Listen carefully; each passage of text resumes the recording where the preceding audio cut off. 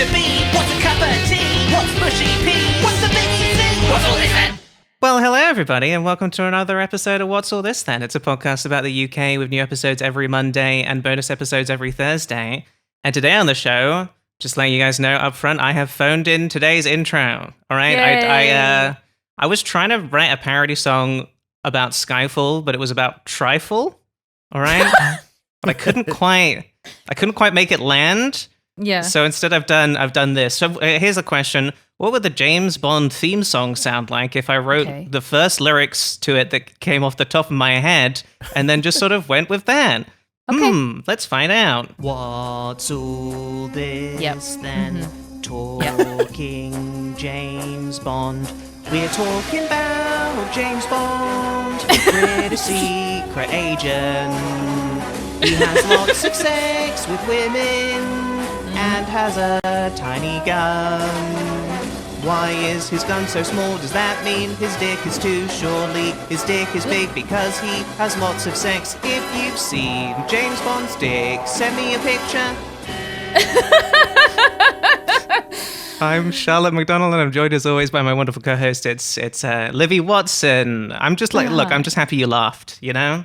That was really funny. I will say, I think it's great. I don't think that's any less good than your wonderful, let's say, higher effort, higher planned parody songs. Okay. It does sound like something I would sing to myself in the car on the way to the store if I was thinking about the fact that we were doing a James Bond episode and I was waiting at a red light and I was just thinking, James Bond is the thing we talk about on the show today, and I'm going to talk about. That's exactly the kind of thing that I sing. Sometimes it's like having a cup of tea for my breakfast now, you know, that kind of thing.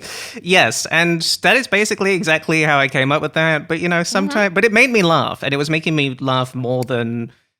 I want trifle, give me trifle. I couldn't quite make it work for whatever reason. I think it was perfect, darling. The other thing I've realized is that since we've started releasing the episodes on YouTube, we have to contend with like YouTube's copyright systems now. Yes. And so I did think, okay, I mean, that is just the full-on James Bond theme song in there. I picked the oldest one I could, but like it still might get flagged. But YouTube also has a thing where you can remove the music in the background but keep the voice. So it's also possible that people watching the video would have just heard me singing without any background music. Oh my god, that's too, so good. which I kind of hope ends up happening. In all honesty, I sort of think we should just upload that version. To be honest, I think just give Pat the vocals and we'll just put it up raw. Well, I'm excited to talk about James Bond a little bit later. We got lots to get into. I'm intimidated by the topic because it's honestly too big. But I do want to introduce our guest. So he's a comedian, improviser, DJ, and musician, I believe. I hope I got all of that right, and podcast host too. Welcome to the show, Ahsohn Williams. How are you doing? Hi, I'm wonderful. I'm doing well. Thanks for having me. Pleasure to have you. Thank you so much for joining us for this. Charlotte, I don't think you need to be afraid of us doing a big, expansive topic because here's the thing. Not a real podcast. We don't really try to do a good job, ever. I mean, I did find out, like, I want to say, like, half an hour before recording today, I was like, oh, there's all of this shit about, like, Ian Fleming sort of being a spy too. Before he wrote the books, and I was like, I probably should have known like something about that before going into today's episode. Nah, look, I feel like a lot of British like celebrities like of like a certain age have like a background in British intelligence. Yes, I think Ian so. Isn't Ian McKellen some kind of like former military guy? Gandalf spy? Question mark? I'm something Googling. like that. He was some Ian kind of McKellen spy. Maybe he was just in the military or something. Yeah, I'm not saying anything about Ian McKellen in particular, but I do think it is fun to kind of look at a list of celebrities of that age and decide which ones are cops. Helen Mirren, cop? Question mark. We could do that for a finest, maybe. Charlotte, decide which British celebrities are MI6. I do like that. I feel like with Ian McKellen, I'm like, well, you're also you're gay, so I like you, and that's sort of the end of it for me. I don't with some like older people, I'm just like, I don't really want to think about it any more than that. I don't want to like dig into you. I just want to sort of like be like, I like you, and then just sort of go la la la la la, and that's kind of it for me sometimes. You know, now that I think about it, maybe it was like Christopher Lee. Maybe it's one of those guys. One of those guys of that age. Hey, was like, here's the thing. Saruman, he basically was kind of a spy and a bad dude. Yes. So that makes sense. It tracks. Yeah, well, hey, if you know which old British celebrity we're thinking of, please write in and tell us. Call in now. Yeah, call now. Please call now. Ahsohn, thank you so much for joining us. One thing we like to ask our guests when they come on the show is, well, how do you feel about Britain? Do you like us? Are there any British things that you like? Interesting. So a couple clarifying questions. Like, so for Britain, what does that include now? Like when British people say Britain, what do they mean? Because I have no idea. I'm an American. Great question. No, great question. And this is something we deal with on the show a lot, because Britain technically refers to England, Wales, Scotland. Oh, then if United it includes Kingdom. Wales, I don't love Britain at all. Oh no! He said it. No, He said not it, a- not us. We didn't say it. Let's get into the Ahsohn Welsh beef. I've never met a Welshman that I like. No, I'm just kidding. Okay, so it includes. I'm sorry. I didn't mean Apologies cut to you off. Pat, the producer of this podcast, who does no. who is Welsh, has man. that lineage. Apologies Yeah. to Christian Bale, right? Isn't he also Welsh? I think that sounds right. I know he's British, so that he could easily be Welsh. Christian Bale Welsh. Google. I think so. Christian Bale Welsh? No, he's not. He was. Oh, okay. He was born. No. He was born in Pembrokeshire in Wales. All right, Okay. there we go. So he Welsh says, in Welsh on paper is what he yes, he's paper Welsh. Yeah, exactly. is. Paper Welsh. Yeah, he's yes. So Wales, Scotland, and England. Do you guys remember? Were you guys aware of the Batman when he was in those Batman movies? Were you aware of like the press like junkets or anything of that during that time? No, I don't think so. Because like when he was no, go doing ahead. press during those movies, he was speaking in an American accent. Mm. And I had like no clue he was British because whenever he would be in press junkets for that movie, he would like be in his like using his Batman voice. Well, not the Batman voice, the Bruce Wayne voice. Sorry, he wasn't growling at the. It was a real honor to be in this film. But this is variety. after the movies come out, so he can't like be like, I'm going method for this, right? No. Well, Yeah, I'm it sure. was- Look, I kind of think if I'm Christian Bale and I don't want to confuse a bunch of annoying Americans, Yeah. then I'm just like, I'm just going to do the American accent, so I don't have to Yeah. answer a bunch of fucking questions about why I sound like this, you know? And maybe it was 2000. I think 2008 was when Batman Begins came out, or maybe Yeah. even before that. It's like maybe he felt like America's not ready for a British Batman. They're Yeah. just not, Oh, totally. They're not ready I'm- for Bruce Wayne to be talking about tea and crumpets in this press junket. Yeah, absolutely. Yeah. I mean, it's already enough with Alfred being British. I think I didn't know that Christian Bale was British until I had a friend at uni who told me that Christian Bale went to his school, and I was like, how strange. He's American. Why would he go to your school? And he's like, no, he's not. He's English, which is crazy to me because he's very to me he's very American. He's the American Psycho, first of all. That's right. He is perhaps too handsome to be someone that you would immediately think of as British. I think That's interesting. I think that's fair. Do I think that's fair? I don't know. Okay, here's what I'll say. I don't think he's Englishly handsome. I think he's Americanly handsome. There's two different types. You know what? I think that is right. I mean, I'm just going back in my head to how everybody said that the King Charles, formerly Prince, when he was in his princely God. years, everyone was like, he's so handsome, he's so Handsome dreamy. Prince. I know. When he really was not. So, I know. I look like a fucking jug. is being Britishly handsome sort of like pretending that you're handsome? I'm trying to dig in here. It's somewhat. I think it's grading on a curve a little bit, but it's also just like a different type of handsome. I think Yeah. like it's a different look. But we shouldn't get too much into phenotypes. Maybe. Okay, I think that's best. Back to the question: delve is there any? in. Yeah, let's get in. Is there any British stuff you like? Oh, there's tons of British stuff that I like. I wasn't exposed to a lot of British stuff as a kid. The few British things I can remember from like being really young was the Teletubbies are British, right? Yes, Yes. we did the They Teletubbies are. on the show. Yep, Yes. I remember the Teletubbies. The Spice Girls was big, which I see you haven't covered Spice Girls yet. As I was briefly looking through the episodes, I was like, wow, they haven't done Spice Girls yet. It's a big one. You could do a whole episode on the Spice World movie. Yes, we could, Charlotte. Yes, we I could. don't think I've seen it. if you can Oh, believe you it. simply must see it. Let's stop Charlotte, right Is that now. the one? I'm trying It's to the remember. must-see movie of The 1997. Spice Girls save the world because, Yeah. of course, they do. Yeah, absolutely. Yeah, They're playing I was- themselves. It's great. It's a great movie.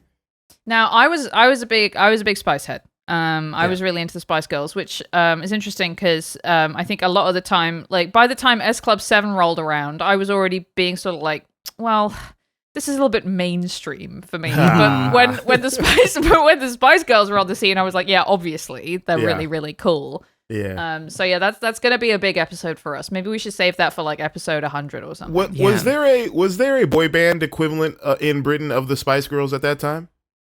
Ooh. Yes. Now I'm trying to remember. Wasn't there like an Irish one? I'm trying to remember the name of it. Yes, Charlotte. It was Boyzone. Boyzone. Boyzone. Boyzone. Westlife? Am I remembering that Oh, correctly as Westlife. well? Yeah. Westlife. No, you're right. It was Westlife. I Westlife couldn't was the stop Irish thinking one. Westfield in my head, and I'm like, no, I know that's a shopping center and Yeah, not yeah, a boy yeah. band, but I couldn't think of anything else. Okay, Boyzone also Irish. Fascinating. That is interesting. Yeah. It would be like us if all of our boy bands were not in fact British but were Irish. Yeah. So there's no like British Backstreet Boys or NSYNC. Well, there was Take That. Right. Take That. That was a big one. Take That. Yeah. I think we've talked about this before on the podcast as well, because biggest member of Take That, probably Robbie Williams, right? And he is in the category of people who are extremely famous in the UK, whereas in the US they don't. Like when that Better Man movie came out, where it's the Robbie Williams biopic, but he's a chimpanzee. Yeah. A lot of Americans looking at that being like, I don't know who this man is and why Who I is should this? care. Yeah.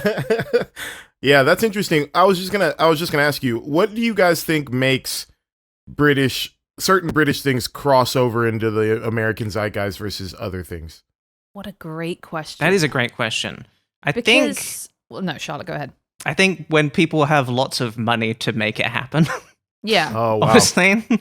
Yes. I think I was that's gonna a say big part of it. marketing. Yeah, Yeah. Marketing marketing. has to be a big Yeah. part of it. And, I think it's like the money thing goes both ways, which is that, obviously British, actors, bands, stuff like that, they want to like break into America or whatever, because that's where all the money is. Mhm. But at the same time, I think you need a certain amount of money and whatever. And of course, there's so many examples of American media, like, TV and stuff, trying to import British stuff here, and it doesn't fucking work at all. Oh, There is man. like an absolute graveyard of American attempts at recreating British media properties. Yeah. Mhm. Yes. I remember in college watching the American IT Crowd pilot and being like, wow, this really does not work. Ooh, Yeah. that's It's real tough. Yeah, rough. I think there have been multiple attempts at American Peep Show as well, which is one that I think really doesn't work. Yeah. As an American thing. Taskmaster, we've talked about the American Taskmaster attempts that doesn't work. Lots and lots of things like that. The Crystal Maze, even, which is such a niche one, but like an insane example. Yeah, I don't know. But then, obviously, every now and then there'll be some massive breakthrough thing where everyone suddenly, it becomes a thing where if you're British in America, an American will be like, oh, well, you're British, then do you like, Harry Potter obviously was the big one. It's like, oh, you're from Harry Potter or whatever. And I'm like, shut up. I'm a person. You know what's interesting? This is gonna be a hot take, but I could be completely wrong about this. But it feels like when it comes to TV shows, I feel like if you look at the IT Crowd versus like something like The Office, I think it might even just come down to like how they're shot, because I think that like The Office is the style of that mockumentary thing. Just like American audiences just like that. Yeah. You know what I mean? Like I think they just took to that. I mean, there was precedent with that style with like Christopher Guest and all that kind of stuff. So I think we just like had a palette for that. Whereas like when I watch like a lot of British sitcoms, especially multicam, they feel a little bit more theatrical than the way multicam sitcoms feel over here. You're right. You know what I mean? Yes, you're totally right. There's like a different feel. There's like a different pace to the editing. Like the shots are longer. Like the camera kind of lingers as opposed to like you watch like American sitcoms from the 90s and like they're cutting like they're getting so much coverage and showing you so much. I think it may just even be like a pacing stylistic thing, you know? I think that is absolutely true. And there is, I think, a thing where when Americans watch British TV, especially like not the like top, know, like upper crust of British TV, but like sort of your average British show, they can't believe how low budget and shit it looks. That was really what I was going to say, is that the difference is it's like, it is a little bit more shit sort of generally in the UK in a way that we, I think tying it into sort of the theater makes sense. Like we sort of know we're putting on just like a show. We're sort of like suspending our disbelief a little bit more. We're kind of acknowledging to ourselves, this isn't perfect, but we sort of like it for that. It's and like, I do feel like there's theater and then there's black box theater. Like I think British TV is doing like black box TV. Yeah, I do remember like, I think it was a Charlie Brooker bit, like showing Americans the British versions of things. And like the British version of Deal or No Deal, if you compare it to the American deal, like the American Deal or No Deal has like hot women holding the boxes and there's like fucking like fireworks and this huge expansive set. And the British one is Noel Edmonds and a bunch of like ugly people standing around with boxes that look like they came from Poundland. And it's like, oh, which one are you going to open up? Oh, we're going to call the banker.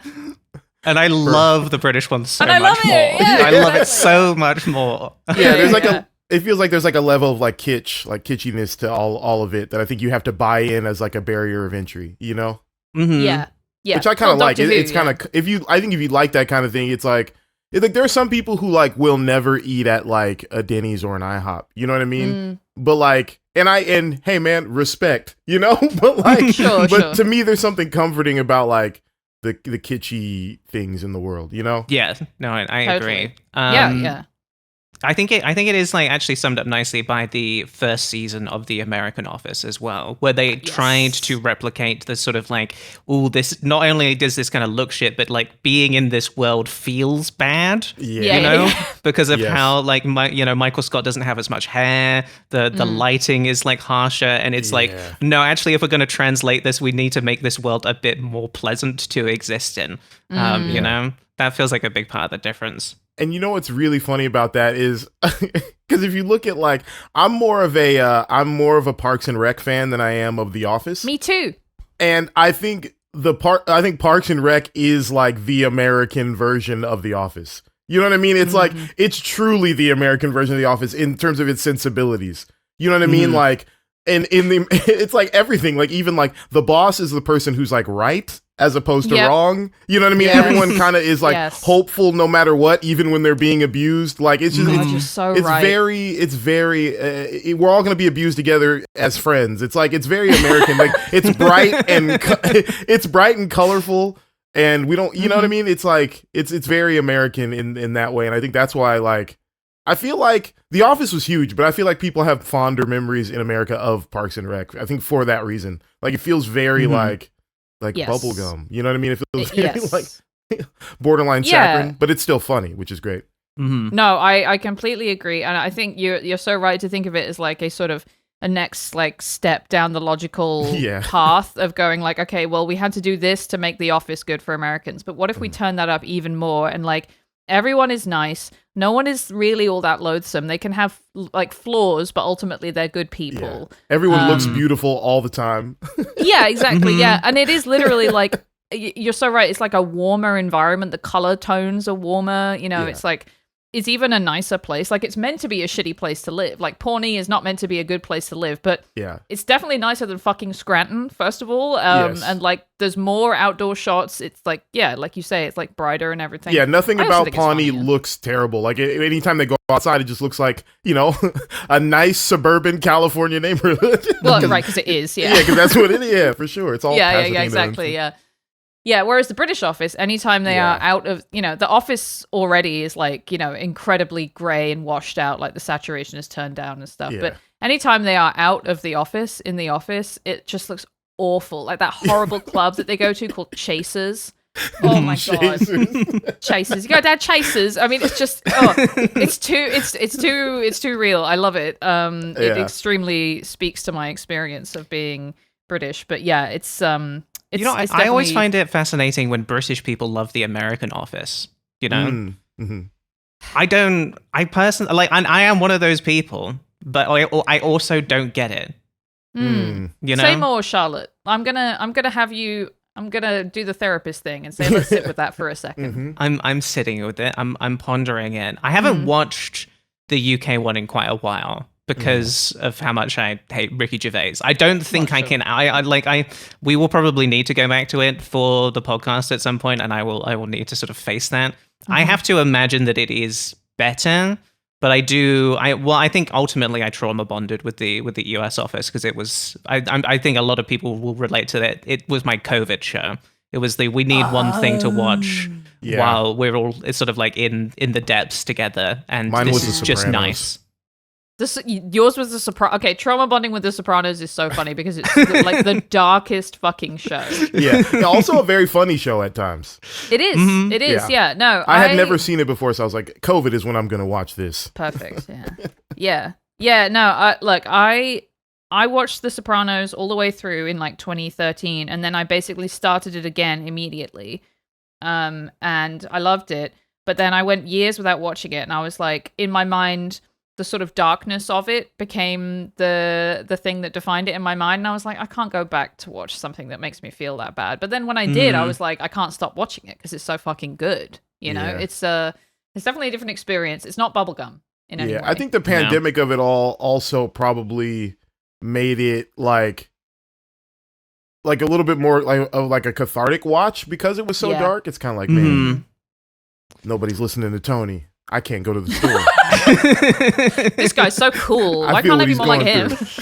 I do like that we kind of like turned around on it there because I do think we had what is that Jason Sudeikis show where he's the football coach? What's that called again? Ted Lasso. Ted Lasso, because I do remember thinking this is just too nice to handle anymore, and sort of like enjoying like it at the beginning, but then ultimately getting to a point where I'm just like, I need more conflict in my stories. I need people to be unhappy. I can't have everyone always saying the perfect thing and being in therapy. I need something bad to happen to bad people sometimes as well. Yeah, for sure. Yeah, I do definitely think that, like, again, that American thing where throughout the course of a show, characters actually improve as people, and they like grow and make progress, almost as if they're in therapy or as if the process of what's happening to them in the show is sort of therapizing them. That sucks. It's not good. It's not fun. It's like, oh, that would be nice, wouldn't it? If like, Martin Crane started to occasionally understand that, while he has differences with his son, he still loves him and blah, blah, blah. It's like, no, I don't want that. I want the funny stuff. But that's why I think Americans love cartoons so much, because that's where we get cartoons. Peter Griffin never learns his lesson. Homer Simpson never learns his lesson. Like, I think you get that from cartoons in America. Like, because I think we're able to detach a little bit more and be like, oh yeah, well, they're cartoons, they're idiots, they're never gonna learn. But like, we don't like to see people not learning their lessons. Yes, if anything, in something like The Simpsons, Homer gets more and more Homerish and more outrageously 100%. Awful. Yeah, throughout. I'm just thinking, I've only really seen like the good years, but like he gets more awful, says worse things, does worse things, is stupider and everything. Yes. And that's, like you say, it's funny because it is literally a cartoon. He's a cartoon version of a bad guy, So yeah, I don't know. God, The Simpsons is the best TV show of all time, though. So, You keep saying that. I don't agree, but I mean, it's... What do you mean you don't agree? Hey guys, it's time to do British Thought of the Week. Tea's quite nice. What happened to Noel Edmonds? EastEnders. Bloody raining again. How do they make Scotch eggs? Did they finish Brexit or what? British Thought of the Week. That's right, Charlotte. It's time for British Thought of the Week. Sorry. Livy always says that's right, Charlotte, when she introduces hers, and I can't help myself. So today, for British Thought of the Week, we're asking the question, do British people want to go to the moon? Libby, you're British. Do you want to go to the moon? Nah, can't be bothered. It's pretty far away. I'm not sure. I don't think they've even got Greg's there. Ahsohn, you're not British. Do you want to go to the moon?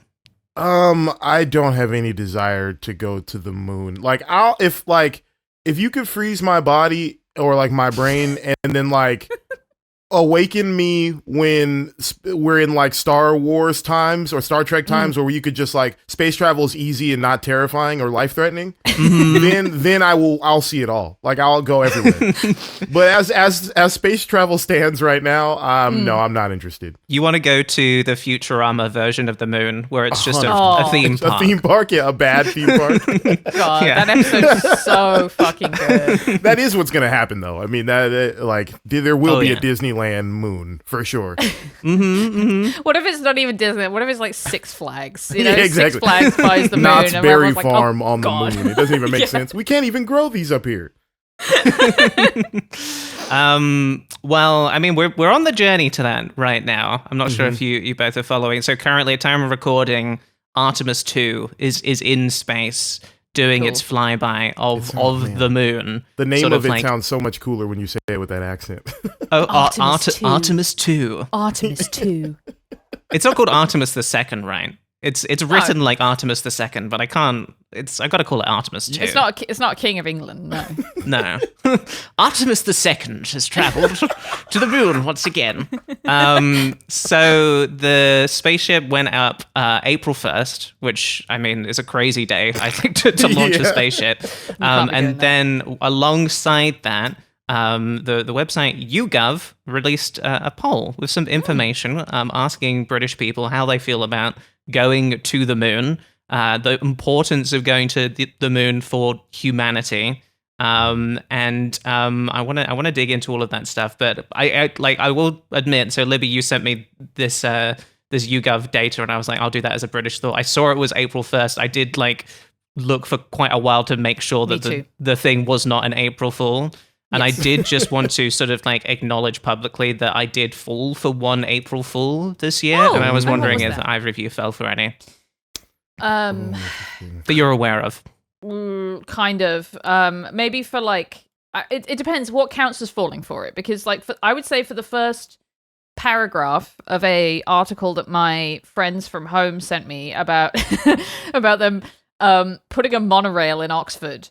I was like, oh, that's seems like a lot for Oxford. It says Oxford £3 billion monorail network plans to reduce city congestion.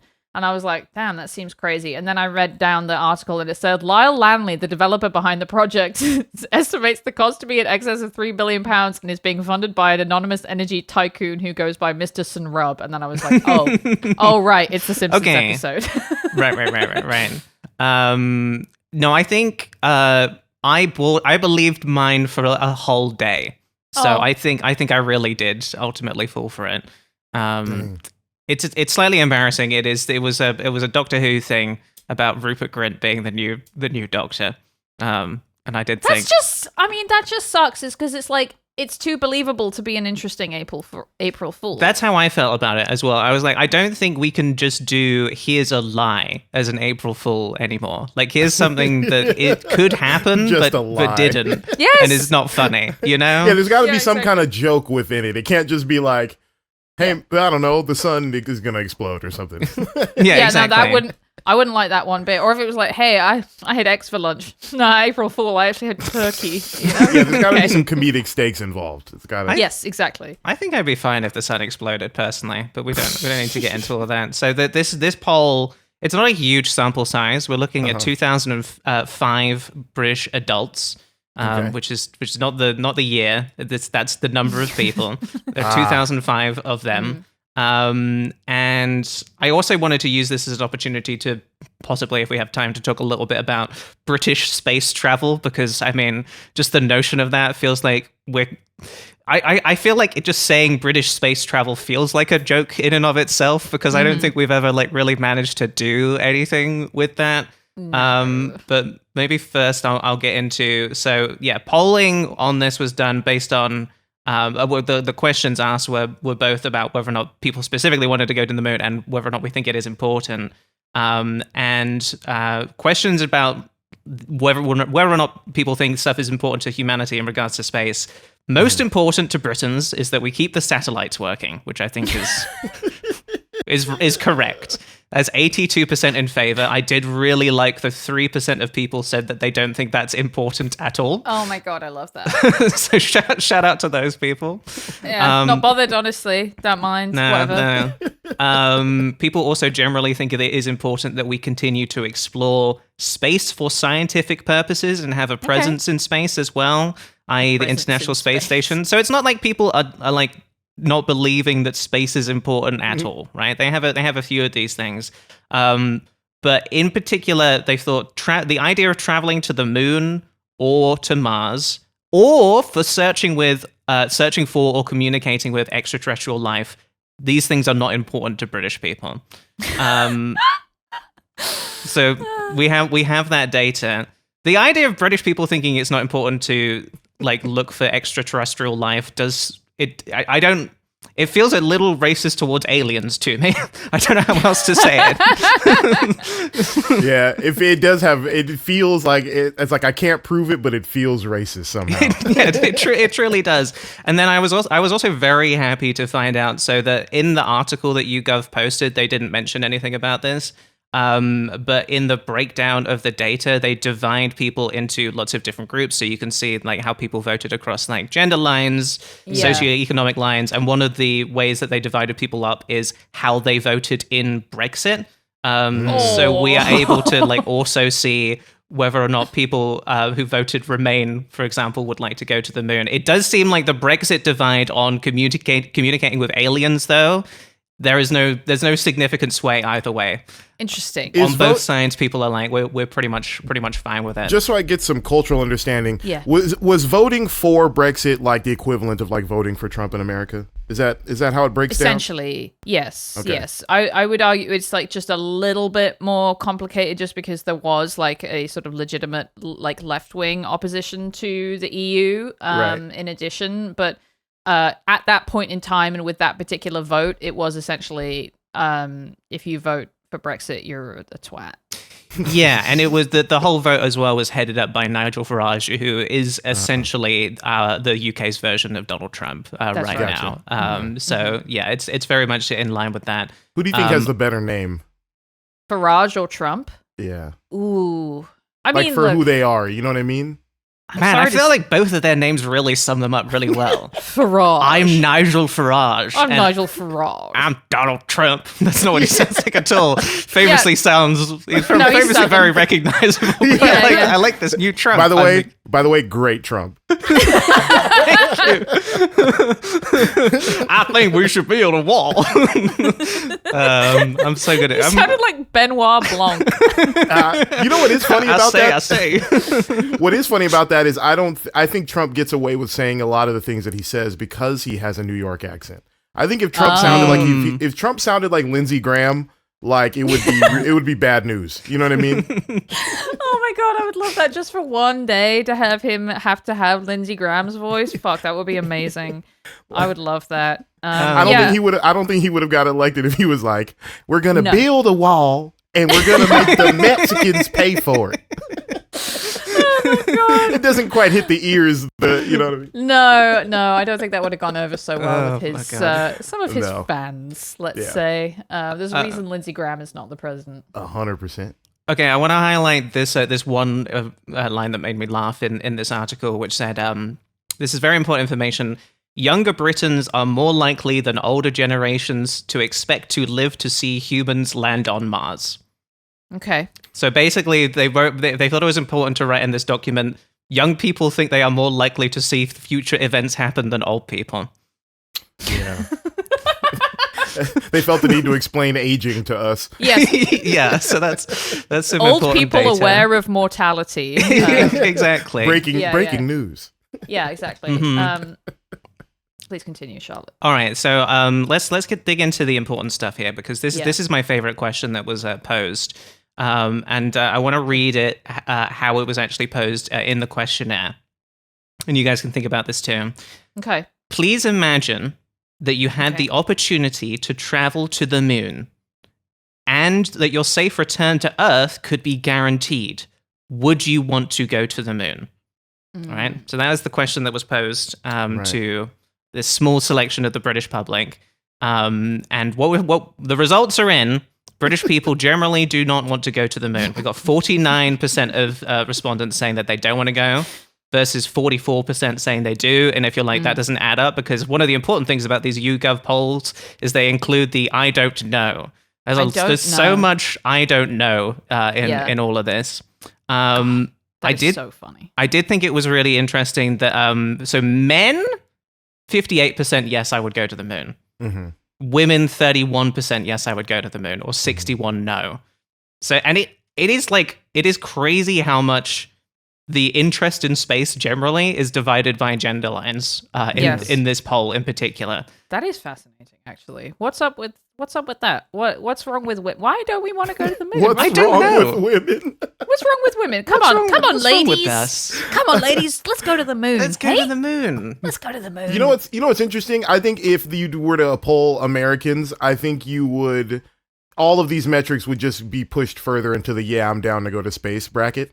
Ahsohn, you have nailed it, because I have just looked this up. Charlotte, did you find the poll where they asked Americans the same question? You would think I would have thought to have done that, but no, I did not. No, it just occurred it's a to British me now. podcast. Yeah, it's true. Yeah, I'm the guest we're not here. really. Yeah, we're not supposed to care, are we? Okay, so what's interesting is that it is slightly reversed in that 50% of Americans would go to the moon. Yeah. If their safe return could be guaranteed. Okay. And 42% would not. So you are right, it is slightly more Americans would go to the moon. What's interesting is the gender numbers. So it's almost exactly the same. 58% of American men would go to the moon. But American women are more willing to go to the moon than British women. 42% of American women would go to the moon. So what is it about American women that makes them a little bit braver about going to the moon? I don't. I think I don't know. We need another YouGov poll, don't we? Yeah. It probably has something to do with this going to the moon and like the space race of it all was like we were propagandized into really being stoked about that in the 60s. Yeah. And so I think that's just kind of left over, like an artifact in American culture. And then to NASA's credit, they've put a lot of women in space. And I think when you see women in space, it makes more women think they can go to space. Okay, that is actually probably 100% is. It's just like Sally Ride, basically. Yeah. Whereas British women are like, haven't seen one of us up there, so it's probably a bit dangerous for us up there. You know, what if they don't have any tampons? Oh no, Libby, no tampons in space. No fucking tampons. So I didn't bring enough. So this question, actually, there was a little bit of a difference between leavers and remainers, just for content. Can I guess? Context. Oh yeah, go ahead. I think remainers would be more likely to want to go to the moon, because I can imagine a Brexit guy going, "What's fucking point? What's fucking point going to the moon? What's fucking point?" Yeah, it sounds right. You are basically correct. So remainers, people who wanted to remain in the EU, were split pretty much equally about whether or not they would want to go to the moon. But people who wanted to leave the European Union were more likely to not want to go to the moon. So there you go. we have the data on that. Although that's what the choice should have been. Hey, if you want to Brexit, you can Brexit, but you got to go to the moon. You got to go to the moon. No EU on the moon, mate. Off you go. Send a card. One of my favorite things about this as well is they also so for people who said, no, I don't want to go to the moon, Yeah. they do have another set of information about the reasons that they don't want to go. So why Okay. would these people not want to go to the moon? We have 23% of people who are saying just not interested, just not interested, which is, I think, fair enough. You know, Yeah. a lot of people saying 8% of people coming in with we reject the premise of safe return. Which is Sorry. by far the most British response they could have given. Oh my god, so untrusting. I of this reject your hypothetical. premise. Yes, absolutely. Yeah. Just no, mate. Don't believe you. It's not going to work. Yeah. I also It's very, really liked the way that the person who wrote the YouGov article framed this because they said, considering the risk-free nature of our hypothetical questions, some might be intrigued by the instinct of 49% of Britons to say no to such a unique opportunity. like they think that they can really do this. Right, exactly. Yeah. They turned out this unique opportunity to go to the moon in their And minds. It feels like they have to. It feels like they feel a duty to apologize for their poll results. Yes. Yeah. Yeah, absolutely. Now, you Look, might be I'm sorry wondering about why this. so many British people aren't interested in such a wonderful opportunity. They simply didn't understand that what we were offering them was unbelievable. What else have we got here? We got 6% just saying I'm too old. I mean, fair enough. 6% of people also saying there's nothing to do. I mean, I guess there is like Nothing there's to no do. activities prepared for you on the moon. Sure. That's a pretty American answer right there. It is, isn't it? Yeah. Okay, we need a whole new poll where it's if your safe return could be guaranteed, and also there was a Butlins on the moon, and there was a pub. they had Again, you fruit need machines. the Futurama theme park on the Yeah. moon. Yeah, exactly. Yeah, God, nothing to do on the moon is so fucking funny. There would be I think actually there would be no point is even funnier to me. That is a Carl Pilkington sort of response to me. It's like, what do you mean? Go up to the moon. There's nothing up there. What's the point? I don't know. Exactly, Maybe yeah. to see our little planet from above. Yeah, a lot of people just like I'm happy on Earth. We got 4% of people say I'm fine where I am, mate. Don't worry about it. 5% saying I'd rather visit places on Earth as well. But on the topic of there's nothing to do, there were a couple of unique responses that they chose to mention in the article. One was there are no pubs on the moon. They actually said it. That's funny. Yeah. Someone did say there are no pubs on the moon. And then another person said it's been done. I'd go to Mars though. Oh, So shut someone up. being like, no, I don't want to go to the moon unless I can be the first one to go there. That is so annoying. That is like when a guy goes to an art gallery and sees a piece of modern art that's just like, a red on a canvas and says, I could do that. Well, you didn't, did you? Yes. I think I might save the other stuff about British space travel for another time. I do let's do that. I do have a story about the time that I did visit oh god, what's it called? The UK Space Agency. I've been to both the UK Space Agency and the NASA's Jet Propulsion Labs. Yes. And I can tell you now, NASA is so much fucking cooler. The Jet Propulsion Lab is absolutely fucking sick. I've also been there. Yeah. And if you ever if you live in LA or you're going to be there, try and get the tour because it's free and it's fucking sick. You just have to, know about it in advance. Yeah. It's cool. I've been there before. It's really great. It's really neat. Yeah, exactly. Yeah. Well, you know what, Charlotte, I think we should do is because this episode will come out on 420. Hell yeah. It'll come out on April 20th. And then on Friday, we're having our exclusive Watch This Live Then stream for the Watch All This Then tier patrons. Let's talk about it on that stream, the spacesuits. Let's absolutely do that. It is extremely funny. And I can also talk about the time I got to go to British Mars.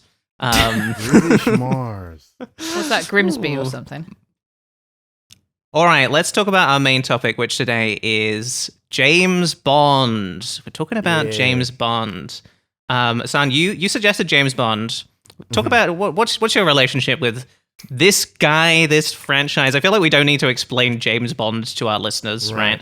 He's kind of up there with like Sherlock Holmes and Mr. Bean as just like guys who represent the UK.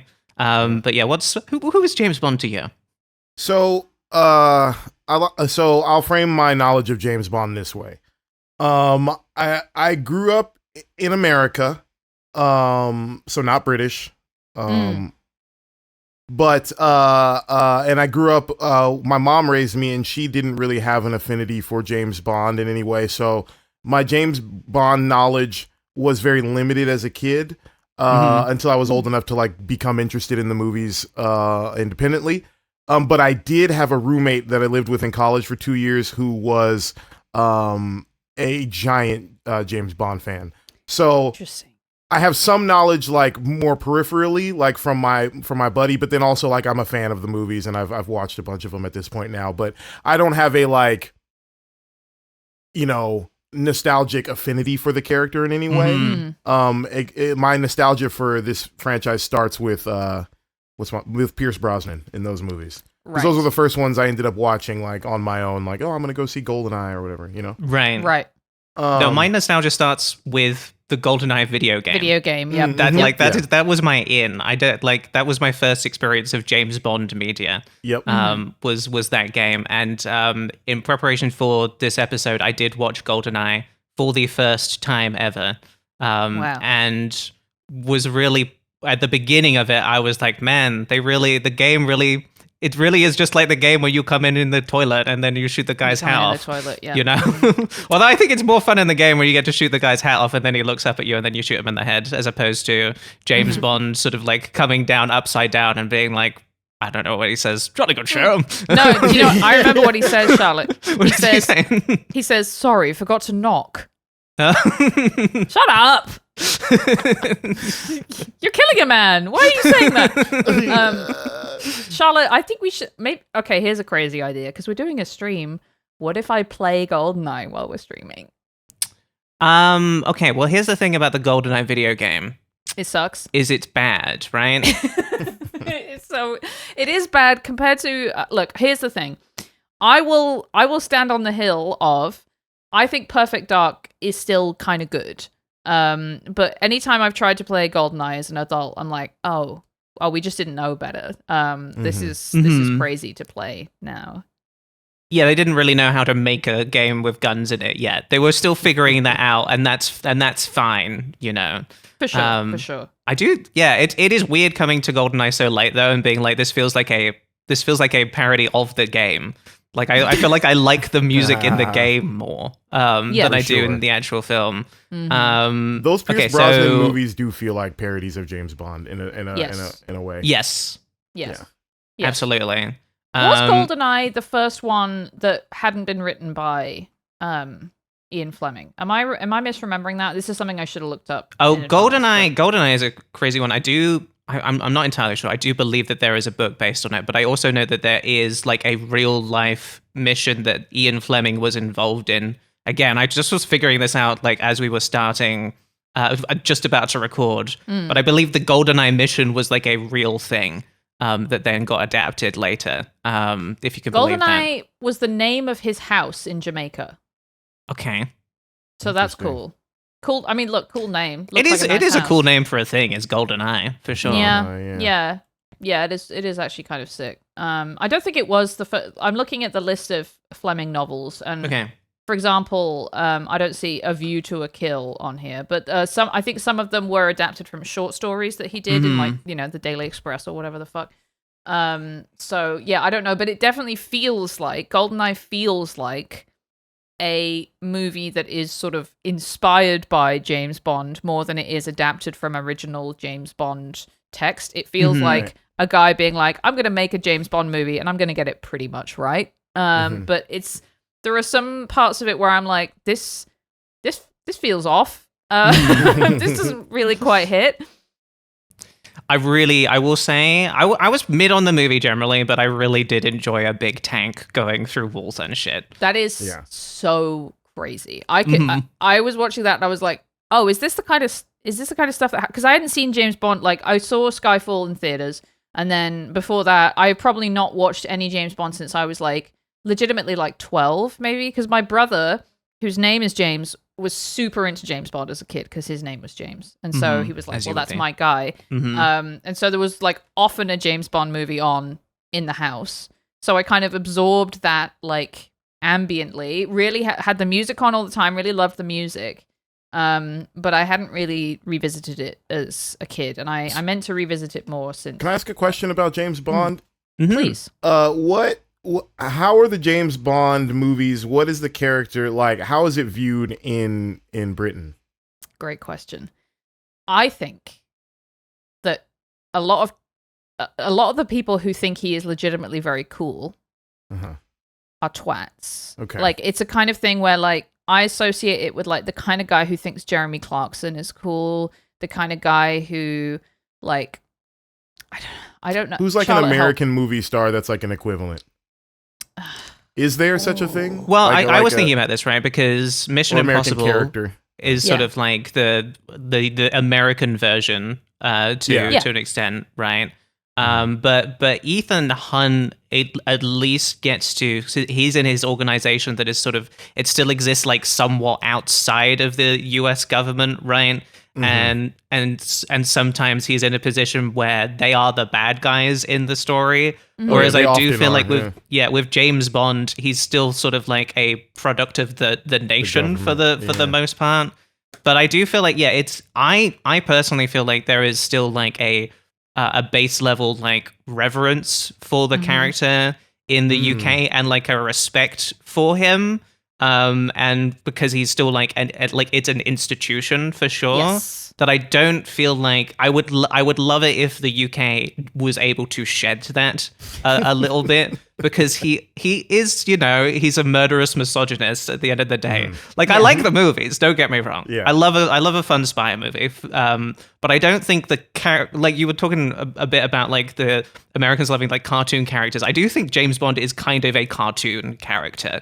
I don't think he has like that much depth. The Craig movies like try to add that depth to him, and I think were initially successful, and then ultimately sort of drew out the character even longer than they could with the depth that he did ultimately have. Yeah. But I do think it would be okay if we cared a little bit less about James Bond generally, just like as a nation. So that's sort of where I'm at. Interesting. Yeah. I don't know if there is. I'm trying to think if there's like an American equivalent of like a character that is that like beloved and like kind of treasured and exalted like that. I don't know that there is like. Yeah. I don't know. can't really think of one either. It's Maybe Batman. it is maybe Batman. I think you're right. I think it's Batman, because it's Yeah, like, maybe Batman. but it doesn't. I don't think there's any equivalent where it has that thing of like, not only do you love the character, but you also love like the fact that he is representative of the government, queen, and government, country. Yeah. Yeah. Like, I do. Yeah, think I think that's an American thing too, because like our heroes are typically, one of the ways you express your heroism is like being willing to like rebel from the government or like the downward authority. So like I think that's kind of baked into a lot of like American heroes. Yeah, I agree. I do think that there is a sort of thing where it is kind of, it's kind of reflective of that like divergent national character in a way. I'm not saying that Americans are like not all little fascists too, but the British type of little fascism is much more like if you're a big James Bond fan, you're probably one of those people who's mad about replacing Winston Churchill with beavers on the £10 note. You're probably like a bit of a monarchist, a bit of a traditionalist, I mean, not necessarily. I'm not going to impugn anyone who is listening to this who likes James Bond and is normal, but there is a has that category. association. There's a category of people who are really big fans of James Bond and who love him so much, who are like repulsed by the idea that when he is ultimately like recast, he's not going to be played by a white dude, Yep. Yeah, for sure. And there are Americans who feel that way too. Yes. Yeah, absolutely. Which is yeah. For sure. Yeah. No, there's absolutely like a type of British guy where if the next James Bond is like Idris Elba or whatever, who is like so obviously fucking cool as hell, they would go, well, it's not bloody right, is it? That's not my James Bond, Yeah. It's like, same with Doctor Who and it being a woman or whatever, it's like, how could they bloody do that? Yeah. No, for sure. Stupid. I think there is like, I think what we're not, I mean, not to go too philosophy into this, but I think there is like a difference in like, because you mentioned there's fascism, obviously there's fascism in both cultures, but I think fascism in America, and this is maybe like starting to change right now, but historically fascism, even though it's always been present and looming, it's never the cool thing. You know what I mean? Like, it's not cool to be a fascist. It's not cool to be a cop. It's not cool to be work for the government. Although we acknowledge that, like, or we've chosen to accept that, like, forms of fascism have to exist. We just don't acknowledge them as cool in the way that I think is much more popular of a thing in like European cultures. Where like the fascists are the cool people. Like, they have the cool haircuts. They've got like they've got the cool suits. You know what I mean? Yeah. No, like, it's much more like not fetishized, but like more like, I don't know. It's just more like aesthetic, like over there, I think. Yeah. I think that is very much inherent to the James Bond thing, is that we are supposed to support him, not just because he's cool and has sex and shoots guns and stuff, but because he is, you know, Queen and country. He's upholding Queen and country, and he's fighting for Britain in this weird way. One thing that I found interesting about Ian Fleming, I was looking at Ian Fleming.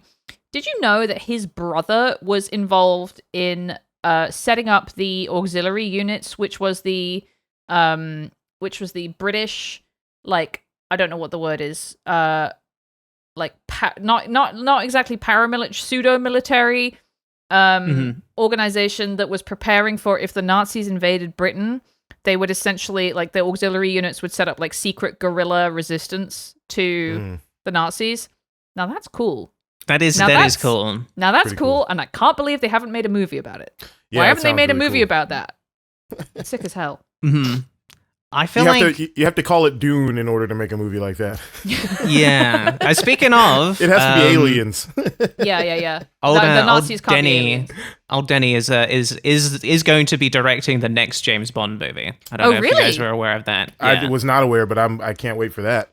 Yeah, that sounds cooler, actually. Yeah, I didn't know that there was a next James Bond movie planned, and it is sort of crazy to me that it is this franchise that keeps fucking going. You know, they've been making those since the 1960s. That's so long ago. Yeah, it is very similar to Doctor Who in that way, where it's like, it's insane that this thing keeps going, and you have like multiple people coming through and playing the same guy.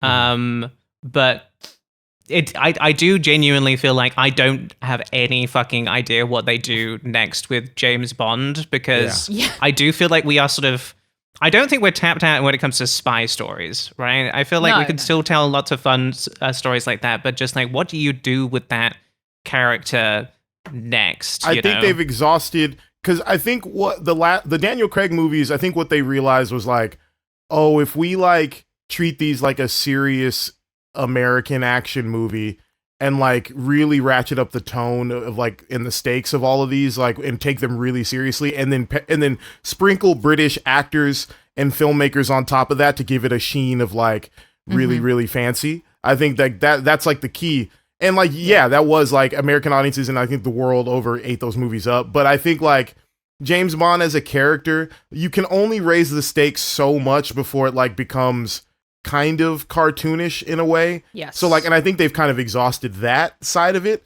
which I think it, like, for the future, it should just get smaller and way more British again, and just start the cycle cycle over. You know what I mean?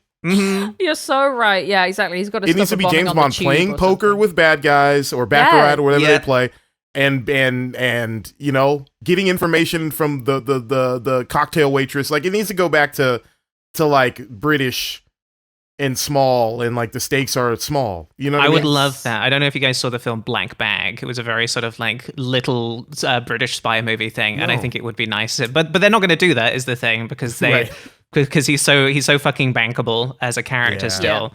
And I do feel like people still want to go and see the big sort of, they want to see the tank go through the wall. They want to see the train explode and all of that stuff ultimately. Sort of in that like Mission Impossible way too. As much as that is the version of the character that I would probably enjoy seeing a little bit more. Yeah. I did watch, I rewatched a bunch of Bond films for this. Die Another Day was an important one for me to make sure that I saw, because that was the last Pierce Brosnan one.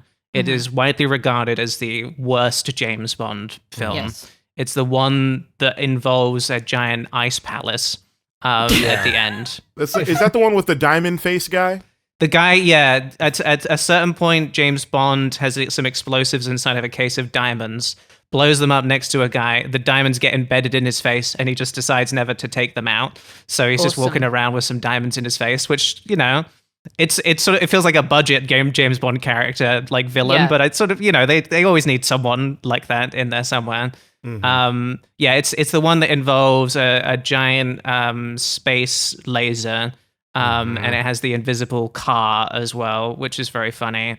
But I remember, because I think that was the first James Bond movie I saw, and I remember just being so excited to go and watch it and thinking James Bond is so cool, because I feel like I'd only played like James Bond games up until that point. And the other thing about it is they shot a bunch of it in Cornwall, which is where my dad lives. They have this thing called the Eden Project, which is just these enormous greenhouses where you can go and visit and see lots of plants from different parts of the world in Cornwall. And in Die Another Day, they translate that into the main baddie's evil lair. And so I remember being like, "Oh so man, this is so cool! It's the Eden Project in my James Bond film," and I loved it at the time. That's amazing. Yeah. But I also didn't. I was a child with no taste, but that's fine. Do you guys have a favorite James Bond movie? That's a good question. I don't think so. I remember absorbing the opinion from my brother when I was younger that everyone thinks Goldfinger is the best one. I have to say, I really fucking dropped the ball on this one, because the only one I watched for this was Goldeneye, and I really wanted to watch a Sean Connery or a Roger Moore one, and I didn't get around to it, and I do apologize. I think that's fine, because I did watch Goldfinger. I mean, mate, these movies have not aged well at all. No. I mean, look, you know, I do enjoy the silliness to a certain extent, you know, but it is really difficult, just sort of like from a modern lens, to come into a movie and just be like, okay, so this is my hero. And and we're going to be like, okay, he is getting massaged by a lady called Dink, and then immediately as she leaves, he's going to slap her in the ass, and we're like, yeah, this is the cool guy that we all love and support. I know. It's crazy. It's fucking crazy. Yeah, You said, okay, but you did say you've recently rewatched the Daniel Craig ones. Yes. No, I did just for myself, because I realized I hadn't seen No Time to Die, which is the most recent one, even though that came out like 5 years ago. That's the one where, spoilers for the 5-year-old movie, he does die at the end of it, which I think is pretty cool that they did that, honestly. I maintain that I think that Casino Royale is the only great James Bond film. Interesting. Yeah, I would probably agree with that. I haven't seen all of the old Sean Connery, Roger Moore ones, but of the ones that I have seen, I think Casino Royale is the best one for sure. Yeah. I think because it's the one where because the character is so one-dimensional, right? It's interesting to be like, how do you take a real person and turn them into this character? Right. And I think it is interesting to be like, let's do the James Bond origin story. Let's have him actually fall in love with someone who you kind of buy the relationship of. And then he has to witness her die. And then he sort of like hardens into sort of Mr. No Emotions. Yeah. And like that, I think. And then also just the movie's very fun. And I think Mads Mikkelsen is one of my favorite sort of like baddies in James Bond too, with his like crying blood bit. It's just that movie rules, and I will say I'm not a Skyfall hater, but I definitely don't sort of align myself with the hype that one gets. I think interesting. Yeah, I don't know. I saw it in theaters. I was 22, and I was like, this is a fun time in the movies. I like it. I remember it being very long. I like that there was a whole long thing in that old house in Scotland or whatever. I thought that was pretty sick. That one felt very British to me. Yeah. Of the Daniel Craig ones, it felt like the most British one. Like it was. It's the most like, well, I guess it begins the era of Daniel Craig's, because he has sort of like the two bits, right? He has Casino Royale and Quantum of Solace, which are like, we're going to do realistic, gritty, sort of like Jason Bourne type James Bond. And then with Quantum of Solace, they sort of doubled down on it's so realistic that the bad guy is like stealing water, and maybe people are not as into this sort of anymore. Right. So let's sort of shift to, we're going to go as nostalgic as possible now and sort of bring back all of the old shit. So I think with Skyfall, people were responding to that very heavily, and then it kind of falls off the rails as like Christoph Waltz comes in and is like, I'm the author of all your pain, and you're just like, you weren't in any of the old movies, like we don't buy that you somehow killed James Bond's like wife in the first one. It doesn't really hold together. Yeah. I mean, this is the thing, like this is why I object to anything good being made to last too long. Because I'm not even saying that necessarily James Bond was good, but if there was a premise there, if there was, meat on that bone, it has long since been picked off. It's the same thing with, the fucking Simpsons being on the air for 35 years, or, like Marvel movies or whatever. It's like you were saying, Ahsohn, about like raising the stakes too much. It's diminishing returns. And as soon as you decide, okay, we're going to make James Bond a person instead of a cartoon character, then, especially if you're making movies that are trying to please, global audience, the stakes have to get higher with each one, because he's on an arc, essentially. Yes. So, like, each movie has to get bigger and bigger, because it can't just reset and start back to one, because he's a person now. So, like, there is a window of how many of those stories you can tell before it just becomes a superhero movie or something, Exactly, yeah. And this is always my gripe with, like, especially with like science fiction stuff, where you create the rules of a universe and then you run out of ways to tell stories within those rules. So you start breaking those rules in a way that undermines all of the emotional setup of the previous things. Like when Doctor Who can suddenly start going between universes easily, when it had previously been established that you can't do that or you'll break space and time. It's like, okay, well, now I'm kind of mad at you for sort of stringing me along with the previous premise. It would be like if you're watching, if like all of a sudden in X-Files, one season they're just like, all right, now there's aliens everywhere and they have to deal with that. It's like, well, that's not really what this show is. Yeah. And then how do you go back after there's been aliens everywhere? What the fuck do you do next? Exactly. They're all made of soup or something. Like, it's just you can't really do anything with it. I think he is, because they have the new video game coming out soon, right? Yeah, by the people who made the Hitman games, which it looks great. The game looks great. Yeah, I only saw a YouTube thumbnail of it, and it looked like he had DreamWorks face, and I was like, okay, well, this is sort of fucked up for me. I'm not sure about this. Like he just walked over from a Shrek movie. Yeah, exactly.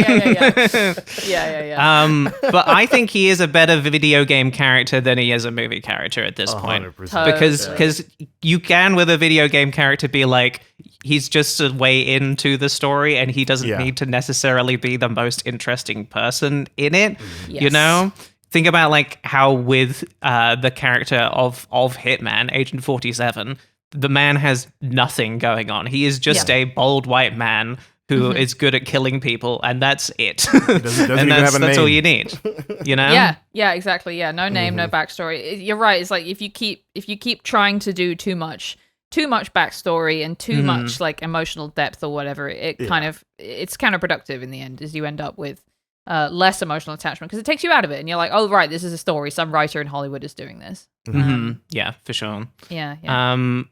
I realized I actually did watch quite a lot in preparation for this, because I thought that it would be, because you guys had a bait at all? Huh? What? Bait. Huh? This is a TV show created by and starring Riz Ahmed. And it is about...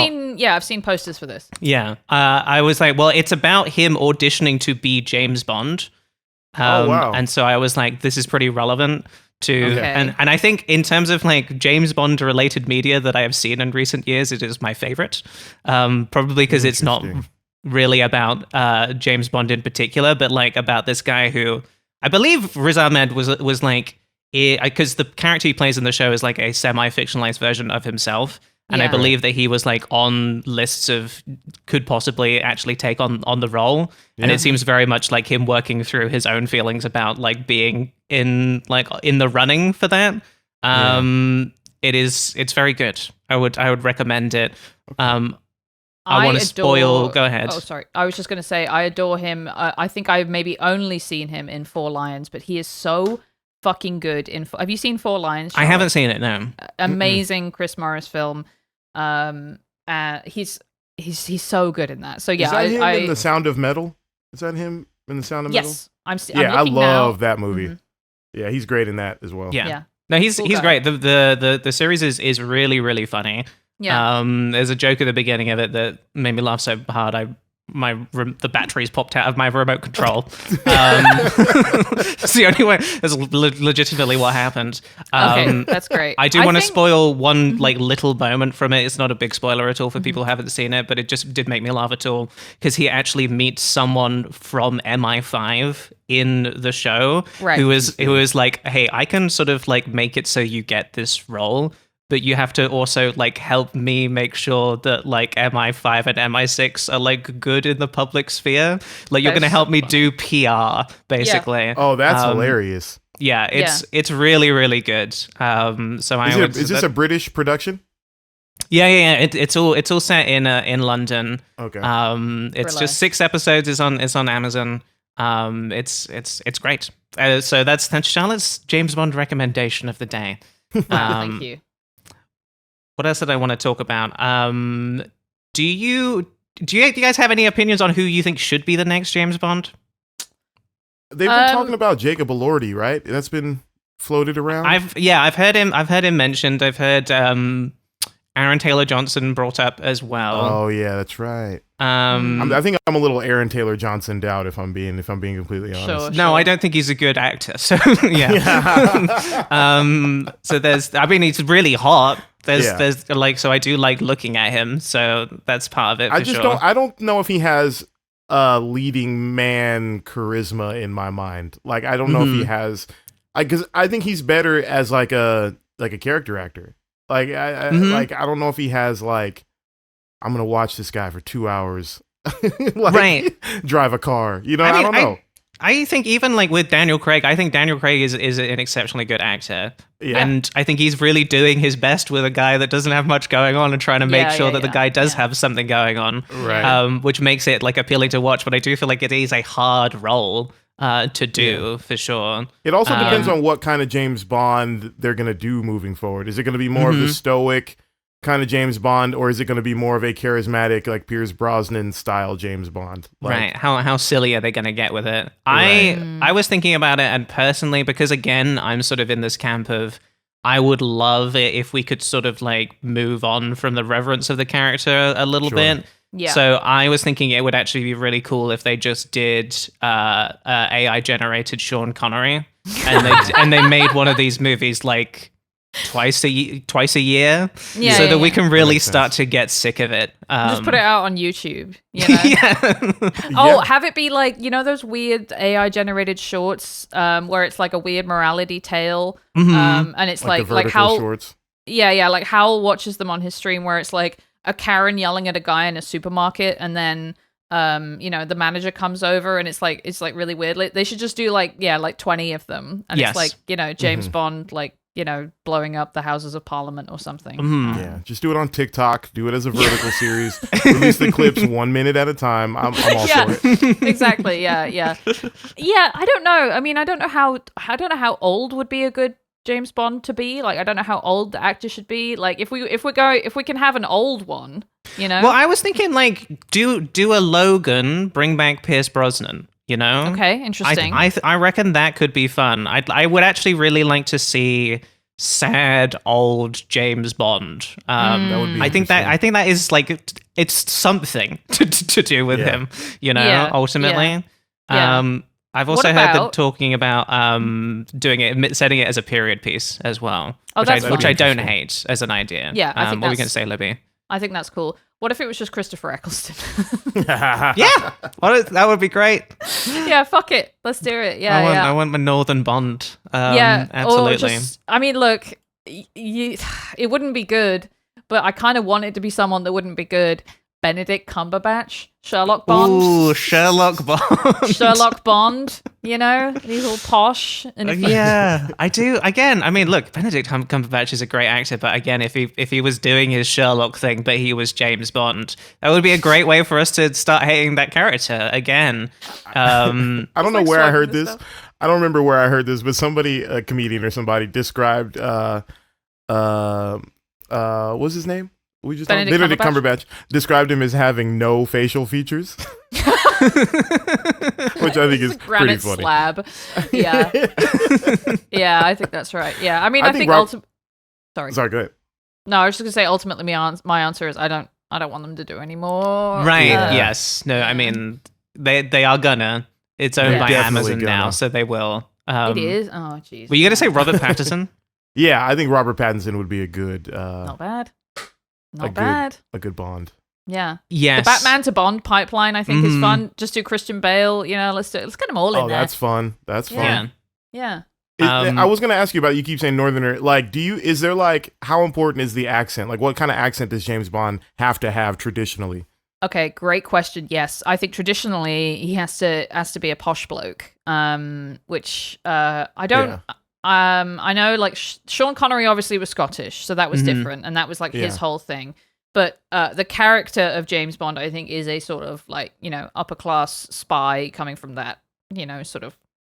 Now, British where are your class. guys' accents from? Because it sounds like Ooh. you guys maybe have different accents. Oh no, that's so fun. We No. kind of do No. Which one would you say is posher? Okay, can I give you guys a line of dialogue to say? Mhm. Yes. If you're going to remove your coat, you can put it over there. Okay, Charlotte, you go first. Okay, trying to get neutral. Mhm. Uh-huh. If you're going to remove your coat, you can put it over there. Okay. Okay. If you're gonna remove your coat, you can put it over there. See, now I feel like both of you are trying not to sound fancy. Let's do one where we try and sound fancy. Yeah, Okay. please try to sound as fancy as possible. Okay. Okay. If you're going to remove your coat, you can put it over there. If you're going to remove your coat, you can put it over there. Oh, interesting. Mhm. They're both, again, I'm American. They both sound very fancy, but in different ways. Mhm. Can both of you give one more reading again? Another Yeah, okay. fancy one, so I can Okay. Okay. describe the difference. Mhm. We're going fancy for this. Fancy. We're going yes. fancy. Fancy. If you're going to remove your coat, you can put it over there. Uh-huh. If you're going to remove your coat, you can put it over there. Okay, so Libby, your accent is much more. The way it strikes my ears is more of like a city accent, like more like if I were to walk into like a fancy store in London somewhere, and like Yeah. where there's a lot of like designer goods and stuff like that. Yeah. That's what I would expect the Savile person Row helping ties, me to, you know what I mean, like a concierge, you know what I mean, like that type of Yeah. like. She's Tim working Curry. at Harrods. And Tim Charlotte, yeah. Charlotte, your accent is fancy in the way of like nobility, but it's like out in the country in a castle somewhere. Mm-hmm. Okay. You know what I mean? Like Yeah. it's very That is Harry worse Potter. for It's me. very Harry Potter coded. Yeah, It's very way like, worse. Yeah. Okay. It trending like maybe down, like more Charlotte. academic, like more like I've read lots of books. You know what I mean? Like that kind of vibe. Yeah. So Charlotte and I grew up probably like an hour and a half away from each other, but Charlotte grew up in Bath, which is posh. But is in the West Country, which where, you know, if I assume Charlotte, people around you were like, I'm having my cider, that kind of stuff. Was that how they talked? Charlotte? If you went a little bit outside of Bath itself was pretty posh. But Yeah. no, anytime I went out, we were in the West Country and it was combine harvesters and that Combine sort of thing. harvesters, yeah, like at the, you know, the sort of getting towards like the pirate voice, which I think is Yeah. traditionally a sort of West Country accent. Whereas Oh, interesting. I'm from basically the middle of the country, kind of near Oxford, so starting to get towards like southern posh. But there's a lot of like the people I grew up around had a lot more like they. I mean, people in Banbury talk fucking weird as hell. They got some weird vowel stuff going on. But we're both a little bit posh, I would say. Mm-hmm. Okay. Yeah. But I'm Great sort of accents. royal and Libby's from the city. So Yes. Yeah, you come across me in Novigrad. I'm selling armor to the Witcher. Yeah. That's right. And I I'm the don't queen you have understand to what you impress. just All right, let's rank James Bond. So we rank this Yep. on our British supermarket themed tier list, with S being Waitrose tier, A being Marks and Spencer, B is Sainsbury's, C is Tesco, D is Morrison's, E is Asda, and F is Iceland. Okay, I'm gonna start with Libby. Where are you putting James Bond? Oh, Oh, this is tough for me. I'm gonna go Morrison's. So a bit shit, but not awful. You can have a good time watching it. You could obviously, I think politically it's pretty much repulsive all the way through. Insane attitude to women, lots of colonialism. The monarchy has to be abolished. Get rid of MI6, all that stuff. But could be a fun movie, and I like playing GoldenEye, so I'm going to say Morrison's. I think that is pretty fair, honestly. I do think that if you were to look at all of the James Bond sort of movies and figure out like the median James Bond movie, that would be Morrison's tier. Like there are some very good ones. I'll clarify. There is one very good one. After making them for what is it, like 80 years? That's not great, honestly. I like it as an inspiration to do other spy stuff, because I do ultimately. I think it's like my love of gadgets and. Oh, we didn't even talk about bloody Q. We barely did talked we? about Q and gadgets and such. I will say. For the listeners, the finest episode for this week on Thursday.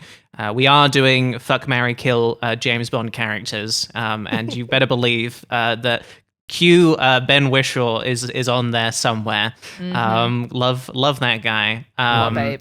I honestly think you're right, Libby. I think I'm gonna put it in Morrison's tier. And I am looking forward to playing the new video game. But I think if they never made a James Bond movie again, I would be fine with that ultimately. Sure. I'm gonna go with. I think I'm gonna go with. Just taking in all of the supermarkets. I know. I'm on the edge of my seat. I can't wait to hear him say one of these supermarkets. Because there's some of these words I just want to say, even though I don't agree with it as a label. Feel free to say any that you like. Sainsbury. See now. Did I say it right? Yeah, you did. Yeah. Now, Americans love it when we say stuff. They think it's really great when we say stuff like, Nevada or whatever. But I really love hearing Americans say Tesco, Tesco? Tesco. Tesco? Tesco. Tesco. It's always a question when an American says Tesco. Tesco. Tesco. It feels weird to just declare it. Yeah. Tesco. Tesco. Some of my favorite British pronunciations are debris, Renaissance is a good one. Renaissance. Schedule is another good one. See, I've always said schedule. I never bought into schedule. But it does sound more natural for you to say schedule though when you just said it right now. Yeah, maybe I should switch. Honestly, laboratory. Lift. I love lift. Lift is great. Yeah, Lift is great. Yeah. Lift has almost entirely left my vocabulary now. It's very sad. Do British people say bin or is that Australian? No, we say bin. We say bin. We're I love on bin. I love bin. Oh, put it in the bin. Yeah. Do y'all say heaps or is that Australian? That's Australian. Yeah. Okay. Heaps. I do love heaps. My bin's heaps good. I did really enjoy when I went to Australia and we saw some ibises for the first time. They have roaming ibises, these huge birds, and me and Stefan were like, "Oh my god, that's amazing." And then Demi's like, "Yeah, we call them bin chickens." Bin chickens. Very funny. I would put James Bond. So I think the movies so far of all have been in more of like a Morrison's category. Sure. But I think the character has Sainsbury's potential. So I'm gonna go with Sainsbury. Very wise. And I'm gonna have it do that. As a character, I think the character has the potential to be something really cool. Who doesn't love a suave British guy? Who doesn't love a spy? I think you could do it well. You could lose a lot of the more problematic elements of James Bond. Sure. Or handle him in a way where the filmmakers are aware that he's problematic. Yeah. Okay. It would be fun if he was the bad guy for one. Yeah. That would be very interesting about how does he reckon with realizing he's not a great guy? Yeah, absolutely that. Or maybe James Bond, ultimately, his last movie, he's destroying MI6 and killing King Charles. How does that sound? Make it happen, Denny. Isn't that kind of Skyfall? Doesn't he kind of? It's a bit, isn't it? It's a little bit, right? He's having existential issues. And I remember stuff. MI6 blowing up or something and him being Yeah. like, I'm all right with it. Yeah, that's cool. That's cool. Yeah, it's good. All right, let's play Libby's little game. It's And then time we for can get Libby's out of here. game. So this is real or fake James Bond characters, which I'm calling Bond James Bond or not James Bond. That's good. So I'm going to That's give really you... good. Thank you so much. I'm going to give you the name of a character, and these are from either the films or the novels, and you're going to tell me if this is a real name of a character or a fake name of a character. Okay. Felix Leiter. Ooh, I think I know. I think I know this one. So I'm gonna. I think that is a character. Okay. Yeah, this is a real one. real He's one, in the movies. I saw the movies. Yeah. Yep, that's real. All right. Next. For the people not watching the video, you're missing lady with a gun for a head. That's right. Very I similar I to do the love. very similar to the Sopranos font where the R is a pistol. It's that, but a lady. But I had to pistol. Yeah, I have to say I really enjoyed making this. Okay. Next up, Honey Silk. Charlotte, you want to go first? Okay, honey silk. It does feel like it could be real, and I'm trying to figure out if I feel like this is a safe real one or just a real one. You know, because we're talking about a franchise that has people literally name stuff like Pussy Galore. Ugh, Yes. Right? Unfucking believable. Yeah. That one. So I'm gonna say I do believe honey silk is real. Okay. Ahsohn? Let's go I'm with that. gonna say Honey Silk is not real. Only because like if you have a character called Pussy Galore, this at best feels like a de-heighten. So like Right. Once you've had Pussy Galore, you can't go back Honey to Silk Honey is Silk. just anybody you know? can be named Yeah. that, you know? Yeah, exactly. Ahsohn, you're right. This one is fake. I made this one up. It's good. Well done, It's a good Libby. name though. You should write a James Bond movie. Hey, thanks. I think they should let me do that as well, and they should pay me so much money to do it. Okay, next one. Largo Frank. Ooh. Ahsohn? I think that one. I think that one might be real. I think that one's real. Okay. Charlotte? Well, I've already fallen behind. Mhm. So I do feel I'm going to say Largo Frank is another one that you've made up. Largo Frank is fake? Yes, Largo Frank is fake. I made up Largo Frank. Okay. All right. Largo. Largo Frank. All right. Sheriff J.W. Pepper. Sheriff J.W. Pepper. Are there sheriffs in England still? No. Did they get rid of that in like Sheriff is a no. There are not sheriffs, but there is. I believe when we were doing our Lord Mayor's episode, one of the titles that you can get on your way to becoming Lord Mayor is sheriff for, You're for right. the city of London. So we Right. do have the Right. name, but not in the same way. And yeah, it's not a real position. Because I know it was like a thing back in like the Robin Hood days of like you had your The Sheriff of sheriffs. Nottingham. Mhm. Yes. Exactly. Yeah. Yes, Yes, it's how that's Americans right. say Is that it, not real? how we say Like, it. here's the thing about British history. I don't know how much of it is like fairy tale or like actual history. Like, so is Robin dragons Hood a were real thing? real. Let's just Right. start with that. We did have those. We don't really like to brag about it. Robin Hood like, is based on a legend, I believe, not Right. real. In British, so like when you go to school in Britain, do you learn about like King Arthur? I mean, Like in in history? English class, yeah, because he too not real. He's not real. He's not Did Wait, you think the real- sword in the stone was real? real or fake. King Arthur. I King had Arthur, no real. I had no idea. I thought maybe it was like I thought it was one of those things where maybe it was real, but like they've made fictional stories about it that's added other elements sure. to it. You know what I mean? There may have been I think he's Is a composite. King Arthur British Jesus? Is what I'm asking. Okay, but I think there are people who think that Jesus came from like Glastonbury. You know, like how Mormons think that Jesus was from Missouri or whatever. I'm pretty sure that there are British people who think that Jesus came from a hill in Glastonbury. What if when Jesus returned? What if Christianity was all real and Jesus returned? And he returned at the Glastonbury Music Festival. And he was like, "This is amazing." Sorry, idols will play in one moment. I have something to say. He's coming out after Franz Ferdinand. I think Sheriff He comes out still J.W. humming Pepper. their song. Sorry. I think this one is real. I'm going with real for this one. I'm gonna Okay. say real as well. Yes, you are right. This one is real, and I should have mentioned there are sometimes Americans in James Bond, and I Oh, that's believe this one right. is one of the Americans. I in see. James Bond. Mm-hmm. Okay, next. Strawberry Fields. Oh God. Charlotte? I get to go first. Yes, you get to Yeah. go first. I believe this one Mm-hmm. is real. Okay. I'm gonna say it is real as well. I think it's real. Yes, this one is real. Insanely. crazy. This one is in one of the Craig movies, right? Yeah, I want to say Strawberry Fields. And that's a Bond. Beatles Sorry. reference, right? That's right. Yes, she's Strawberry in Quantum Fields, of Solace, a fictional intelligence operative working for the British Secret Service. Oh, I that makes remember sense. It's this a code name. because they just call her Fields in the movie. This is like, again, this sort of part of like James Bond where they're trying to do it too seriously. They have a Yeah. character called Strawberry Fields, but you don't find out she's called Strawberry Fields until the credits roll. Yeah. Yeah. Right. Yeah. No, it's very stupid. She was played by Gemma Arterton in the movie, Mhm. just in case you're wondering. Oh, I like Yeah, that one's real. All right. Slapula Mango. Slapula Mango.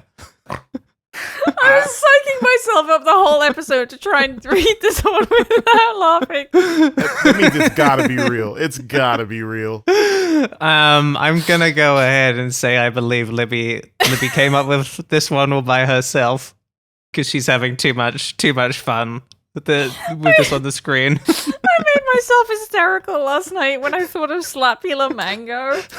I was like, I couldn't. I thought for sure there was some like really problematic like Polynesian stereotype or something in one of these movies. Oh, then there probably are. I need to have a child and call her Slapula. I really like Slapula. Slapula. No, Slapula Mango is fake. I'm sorry, I made that one up. Oh, Irma Bunt. oh, that's gotta Ahsohn, be would you like to guess this one first? That's got to be real. That's the most British name I've ever heard. Oh, I think I think Irma Bunt is real as well. And if I'm going for extra credit, I think she's in From Russia with Love, but I could be wrong. Yes, I believe that is right. She is real. Her name is Irma Bunt, and she's described as a stout, squirt-faced woman, if you can believe it. Mm-hmm. Stout square face. Does she have a big gun at least? I don't know actually. I think she's more of a sort of What if she physical- carried a she's a melee baseball bat? character. A melee yeah. character, yeah, yeah. okay. Because there is an Irma Bunt like in Goldfinger as she does appear, and then she does have a big machine gun. And I did A bunt like. a bunt like exactly. Yes, That I was love good. playing bunt likes. They're so fun. Mhm. All right, Jack Spang. Ooh. Charlotte. Ooh, this is a good one, Libby. This is right on the line. I think Jack Spang is fake. Okay. Ahsohn. I think it's real. Jack Spang is real, but it sounds Whoa. so Sounds much very like fake. something I would come up with. It Is this really one of- does. Is this from one of the Pierce Brosnan movies? Jack Spang. I don't think so. Let me look up Okay. Jack Spang. I'm pretty sure I got it from Jack and Serafimo Spang are chief antagonists of Diamonds Are Forever in the novel. I don't believe they're in any of the movies. Oh, gotcha. And they're American. Oh yeah, they probably That's a changed shame the because I really was imagining him saying, "I'm Jack Spang. name. Spang. Hello, I'm Jack Spang. I'm Spang. Jack Spang." I'm Jack Spang. Yes. Mhm. All right. Last one. Smedley Poach. Who's going first? Me? Yeah, you can go first. Yeah. I think this is not real. Okay. This is a Libby original, surely. Smedley Poach. Charlotte, Wait. it's so funny. It's so funny that you say this is a Libby original because Lewis came up with this one. Oh, it's a Lewis original. it's a Smedley Lewis Poach. original. Yes, Hobby came up with this one. Okay, one. It's two. very it's very whimsical. That's what I was like. I don't know if this is James Bond. Smedley Poach. Smedley. Smedley It's more. Poach. That's much more Harry Potter. Yeah, it is a little bit, isn't it? Smedley Yeah. Poach. This is a Mhm. Slytherin for sure. Oh god, yeah. yeah. Yeah. I have you guys as having tied, so well done. You guys are both equally good at James Yeah. Bond, or not James Bond. Yeah, good and bad. Well, that was so much fun. Ahsohn, thank you so much for coming on the What show. a blast. Please let our listeners know how they can find you. Yeah, I'm on social media at Ahsohn Made It, and I perform all the time at UCB Theater in LA. So if you're around, come see a show. Marvelous. Should do that, Lippy, because I'm Yeah, not. it should. You is in LA and I is not. I'm in LA and I'm pretty close to UCB, so I really should go. But Lewis goes all the time and loves it, so I have to simply go with hubby sometime. Lovely. Well, don't forget to go to our Patreon as well, patreon.com/what's all this then, if you want to hear bonus episodes every week. Again, this week later, we'll be doing some Fuck, Marry, Kill James Bond characters. I already made it, and I'm really excited to do that one. And then also, later this week on Friday, we'll be doing our live stream, Watch This Live Then, and that you can access if you're on the Watch All This Then tier. It's not at all confusing. Our naming conventions are perfectly fine. Thanks for asking. You can also follow us. We're What's All This Pod on Blue Sky, Instagram, and on YouTube. And you can watch all of the main feed episodes, I should say, of the podcast on our YouTube channel now for free. And if you want to get in touch, if you got an idea for a British thought, for example, let us know. Would you go to the moon? That's whatsallthispost@gmail.com. That's the end of the episodes. That's 50 episodes of What's All This Then. And that's the last show we'll ever do. Bye, everybody. Bye.